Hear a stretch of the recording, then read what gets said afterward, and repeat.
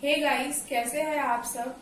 जैसे कि आपको पता है, मैंने चैप्टर फर्स्ट जो है केमिकल रिएक्शंस एंड इक्वेशंस का टाइप्स ऑफ केमिकल रिएक्शन का पार्ट फर्स्ट ऑलरेडी अपलोड कर दिया है।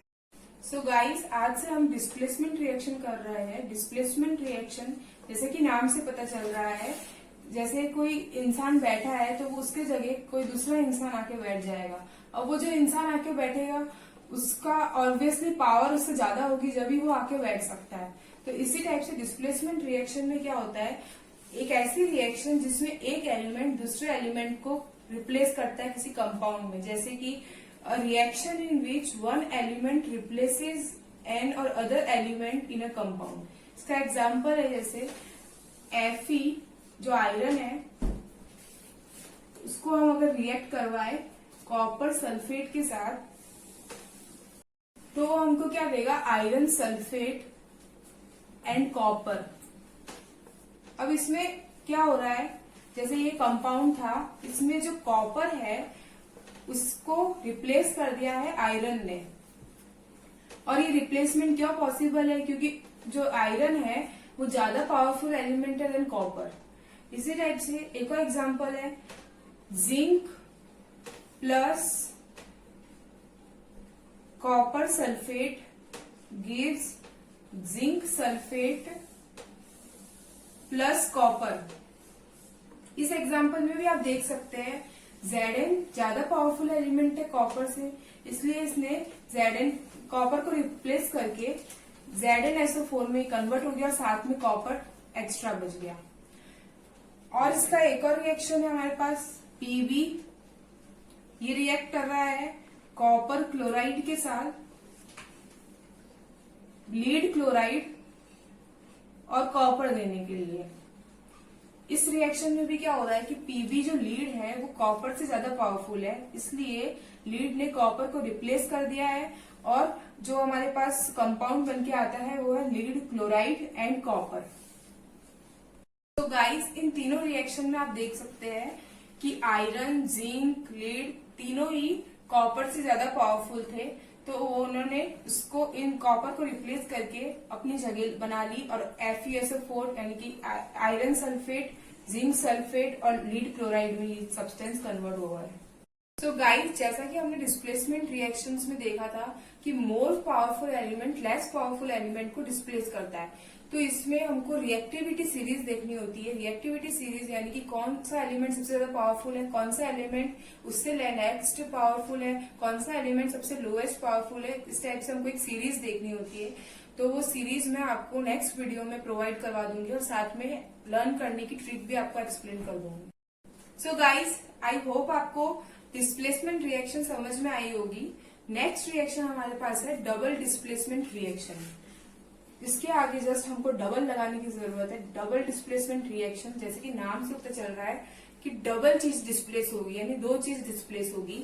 इसमें बेसिकली क्या होता है कि आयंस का एक्सचेंज होता है। तो गाइस, आप ये रिएक्शन देख सकते हैं, Na2SO4 यानी कि सोडियम सल्फेट बेरियम क्लोराइड के साथ रिएक्शन कर रहा है BaCl2 के साथ। हमको BaSO4 यानी कि बेरियम सल्फेट और साथ में 2NaCl यानी कि सोडियम क्लोराइड देने के लिए। इस रिएक्शन में आप देख सकते हैं क्या हो रहा है, जो ये Na है और ये Cl है।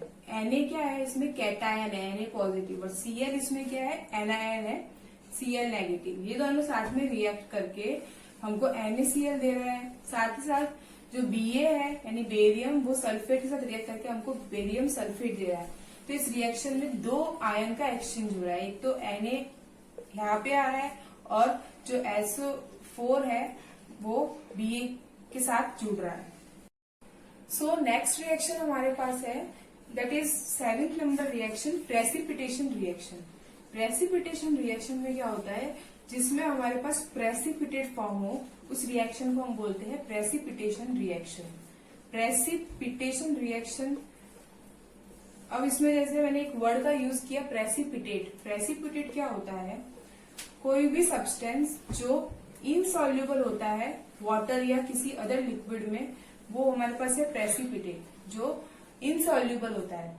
तो गाइस, जैसे कि हमने अबव एक रिएक्शन पढ़ी थी डबल डिस्प्लेसमेंट में, Na2SO4 that is sodium sulphate reacts with barium chloride to give barium sulphate and NaCl। इस रिएक्शन में गाइस जो हमारे पास बेरियम सल्फेट बना था, ये एक प्रेसिपिटेट है, ये वाटर या जो भी सब्सटेंस बनेगा उसमें सॉल्युबल नहीं होगा। सो नेक्स्ट रिएक्शन हमारे पास है oxidation and reduction, that is 8th number reaction. Oxidation, जैसा कि आपको नाम से समझ में आ रहा होगा, ऑक्सीडेशन कुछ आपको ऑक्सीजन से रिलेटेड नहीं दिख रहा।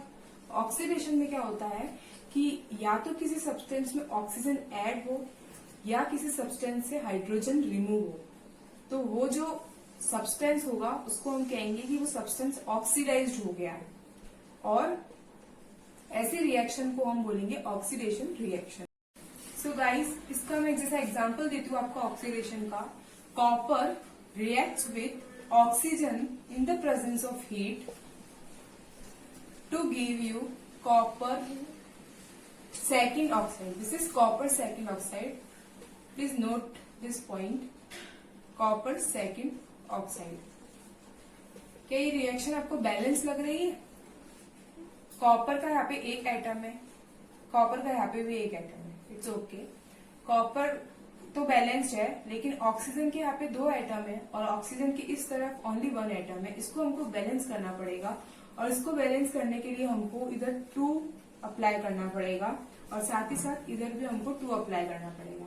बैलेंसिंग करना मैंने आपको मेरी प्रीवियस वीडियो में सिखाया है, आप मेरे चैनल पे जाके जरूर देख सकते हैं वो वीडियो। सो गाइस, इसमें क्या हो रहा है, जो कॉपर है उसके साथ ऑक्सीजन ऐड हो रही है, और वो copper oxide, copper second oxide में कन्वर्ट हो रहा है। ऑक्सीजन का एडिशन क्या होता है? ऑक्सीडेशन।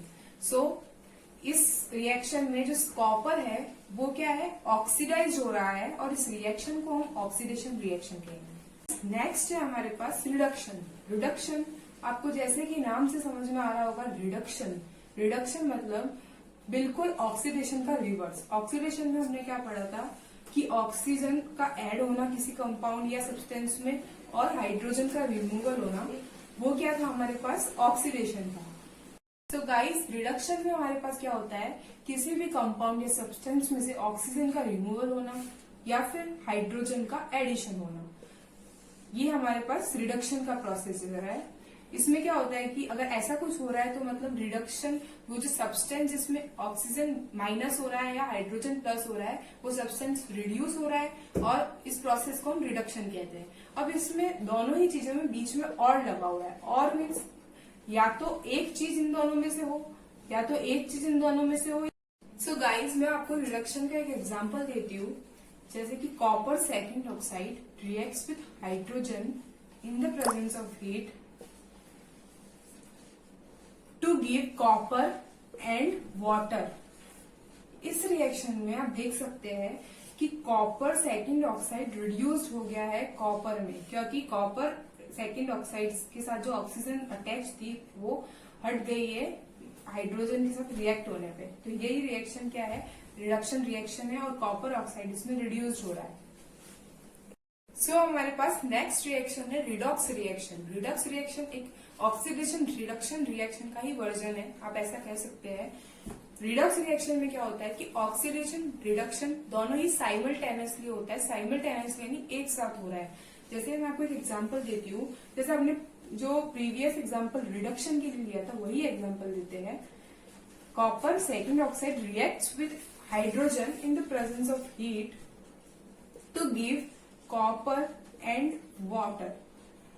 इस रिएक्शन में आपने देखा था कि जो कॉपर है वो तो क्या हो रहा है? रिड्यूस्ड हो रहा है, ये तो हमको समझ में आ गया था। लेकिन जो ये हाइड्रोजन है, अब हाइड्रोजन के साथ ऑक्सीजन ऐड हुआ तभी तो हमको वाटर मिला। तो जो हाइड्रोजन है इसमें ऑक्सीडाइज हो रहा है, और ये रिएक्शन ऑक्सीडेशन भी है, और हमने पिछली बार देखा था कि इसमें कॉपर रिड्यूस हो रहा है, तो ये रिएक्शन रिडक्शन भी है। तो ऐसी रिएक्शन जिसमें ऑक्सीडेशन रिडक्शन दोनों ही साइमल्टेनियसली हो रहे हो, ऐसी रिएक्शन को हम बोलते हैं रिडॉक्स रिएक्शन।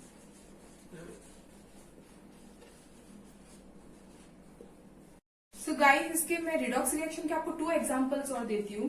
फर्स्ट एग्जांपल है हमारे पास zinc oxide reacts with carbon to give carbon monoxide plus zinc. इस रिएक्शन में आप बताइए कि कौन सा सब्सटेंस रिड्यूस हो रहा है, कौन सा सब्सटेंस ऑक्सीडाइज हो रहा है।